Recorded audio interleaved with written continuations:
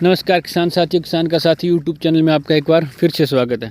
किसान साथियों, आज हम बात करेंगे जो अब मौके पर नरमे की फसल में कौन कौन सी समस्याएं आ रही है। जैसे फूलों का गिरना, पत्ते नीचे से काले हो रहे हैं, बैंगनी हो रहे हैं, ऊपर से पीले हो रहे हैं। तो उससे सभी जो भी रोग है उसके बारे में हमें चर्चा करेंगे। जैसे ये पत्ता दिखा रहा हूँ मैं, ये पत्ता देख रहे हो आप, ये पीछे से इसकी जो धारियाँ हैं वो बैंगनी हो गई है, लाल हो गई है, धब्बे से बन गए हैं। तो ये जो ऐसे पत्ते हैं आपको या तो ज़्यादातर बाहरली साइड दिखाई देंगे या अंदर भी आपको कहीं कहीं दिखाई देंगे। ये पत्ते जैसे इसने इस पत्ते को थ्रिप्स लगी थी, वाइट फ्लाई थी, इसने इसका रस चूस लिया, इसको डैमेज कर दिया है, इसको ख़त्म कर दिया है। तो ये पत्ता सूख गया है। तो सूखने के बाद ये ख़त्म हो जाएगा, पत्ता नीचे गिर जाएगा। तो इसका कोई इलाज नहीं है, तो इसको ख़त्म ही कर दिया है कीट ने। तो इसके लिए कोई स्प्रे करो, उसका कोई तुक नहीं बनता है। तो आपको ऊपर के पत्ते की देखभाल करनी है। ऊपर जो नया पत्ता निकल रहा है वो ठीक है, उसके पीछे वाइट फ्लाई तो नहीं है, यही चेक करना है आपको। नीचे के पत्ते हैं वो एक तो सबसे पौधा बहुत पहले आए थे और उसका सबसे ज़्यादा वाइट फ्लाई ने उसी का रस चूसा है, तो वो पत्ते डैमेज होकर नीचे गिर रहे हैं। तो ये कोई रोग नहीं होगा, इसके लिए आप कोई अंधाधुंध स्प्रे ना करें। आपको देखना है कि ऊपर के पत्तों के नीचे हरा तेला, वाइट फ्लाई या कुछ है तो नहीं, वो ही आपको देखना है। भी अंडे वगैरह नहीं है, अगर थोड़ा बहुत है आपको वाइट फ्लाई या उड़ता हुआ फाका या सफ़ेद मच्छर दिखाई देता है तो उसके लिए आपको ज़्यादा कोई स्प्रे करने की ज़रूरत नहीं है। क्योंकि फाड़ का समय, अगर आप फाड़ के समय में आप ओवरडोज स्प्रे डालोगे, SLR वगैरह ज़्यादा पेस्टिसाइड डालोगे तो पौधा स्ट्रेस में आएगा और साठ मारने की पौधे की संभावना रहती है।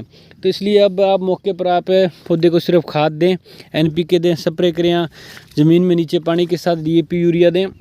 तो अब मौके पर पौधा फाड़ पर और पौधे को सबसे ज़्यादा ज़रूरत है वो पानी की और खाद की। तो एक तो अब आपको पानी का ज़रूर ध्यान रखना है कि ज़मीन में नमी रहनी चाहिए, ज़मीन के अंदर सोखा नहीं आना चाहिए। आपको मौसम का भी ध्यान रखना है, मौसम बताया हुआ है, आंधी बारिश आती हो तो पानी मौसम देख कर ही लगाएं, क्योंकि जो आंधी के साथ नरमा है वो नीचे गिर सकता है, वो भी नुकसान हो सकता है। और आपको ज़मीन में सोखा भी नहीं आने देना है। तो ये दोनों चीज़ आपको ध्यान रखना है। पानी के अब पौधे को सख्त ज़रूरत है, क्योंकि पौधा फाड़ पर है। पहले तो नीचे के टिंडे थे वो पौधे ने बना लिए, अब ऊपर का फाड़ पौधे ने ले रखा है। दूसरी स्टेज पर है पौधा फाड़ पर, ये फाड़ भी कामयाब होगा। तो इसलिए पानी की और खाद की पौधे को सख्त ज़रूरत है। और जो कई किसान साथियों को कमेंट आते हैं भी नीचे फाड़ बहुत गिर रहा है, तो किसान साथियों पौधे की जितनी कैपेसिटी होगी उतना ही पौधा फाड़ रखेगा। जैसे हमारे हाथ में हमें कोई चीज़ लेते हैं, जैसे सेब उठाते हैं तो एक हाथ में 1-2 सेब ही आएगा, हम 4-5 सेब नहीं पकड़ सकते, क्योंकि वो हमारे हाथ की कैपेसिटी नहीं है, हम उतना ही रख सकते हैं। तो वही बात है, जितने पौधे की ताकत है, जितना पौधा फाड़ रख सकता है उतना ही पौधा फाड़ रखेगा, बाकी जो फाड़ है वो ऑटोमेटिक नीचे गिर जाएगा।